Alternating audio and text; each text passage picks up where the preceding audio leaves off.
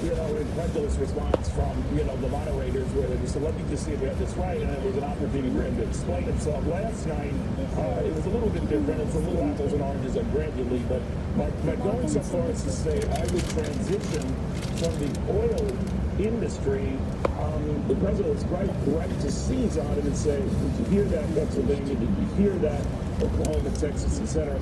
How much of a gap do you think this was, or to hear the Biden camp talk about, just semantics? What do you think? I think it's a big deal, not just because we're talking about oil and energy. I think it's a big deal because it represents a problem that Biden has in a much broader context. The first being, a lot of people don't know how far left Joe Biden is. And with as many as 10% of people still undecided about their vote, this is really important to them. They don't know where he stands. So when he does something like this, it becomes confusing.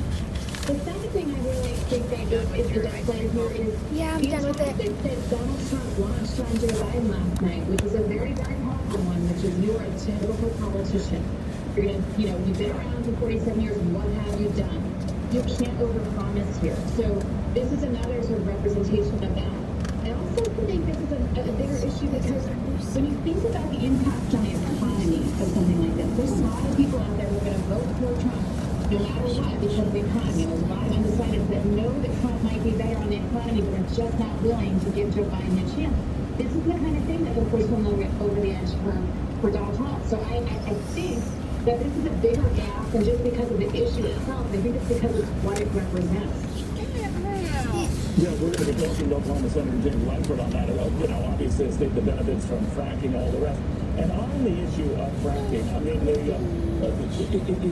it's always been like threading the needle to understand Joe Biden's position on this. He has since sort of clarified to say, I'm against it on federal land, you ought to do it on private land, that's another matter. But it's never been that clear. And this issue that, Republicans charging you're anti-fracking, that's born of comments he's made in the past. This is from Biden about a year ago. Take a look at this. Would there be any place for fossil fuels, including coal and fracking, in the Biden administration? No, we would work it out. We would make sure it's eliminated. All right, make sure it's eliminated. That's pretty blunt. It's pretty clear. Now, again, there were no nuances to federal versus private land, so I think it's the kind of issue that could bubble up in these crucial states where fracking has been a huge, boon for them. Pennsylvania, probably most important. What do you think about the flaws of that in those states, or are they attuned to other things like COVID and the economy and whatever? Well, I think that it's inextricably linked to the economy for those swing states that this impacts most. When you think about Pennsylvania, this is a huge issue in Pennsylvania, and it is within 4.5, 5 points right now in Pennsylvania, and that's within the margin of error. These are the kind of swings, these are the kinds of moves that can have a big impact, because ultimately, for a lot of people in Pennsylvania, this isn't just about fracking, this is about their economy, this is about jobs, this is about opportunity, this is about pride, this is about militarism.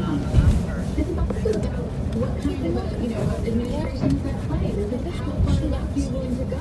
What do you really stand for? So about 30% of Americans right now feel like they really understand what Joe Biden is going to do if he's in office. And that's a big problem. When you have an issue like this, you don't know where you stand, things are flip-flopping at the last minute, you're not sure about it. Then what else is at play? What else do you not understand? And so I think that this is a problem for him. And it's not, again, just because of the fracking, it's because of what it represents in so many different levels. Yeah, I was speaking earlier on Fox Business League, when people don't get you should demand, and he's the fracking founder, if you will, of the multi-billionaire energy giant.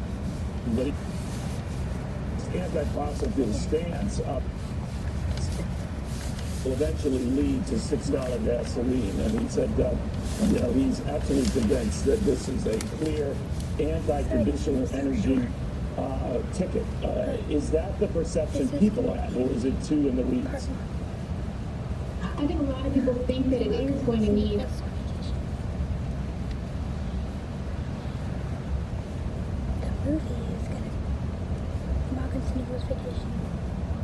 making enough able to live on. Most people, when I tested this last night with voters, they were saying that's just not even hard. possible? How can we promise that? Again, it's an issue of trust. Can this politician be trusted with his promises to deliver the American people? And I think Donald Trump framed them in a very interesting way at the same time last night as your typical politician.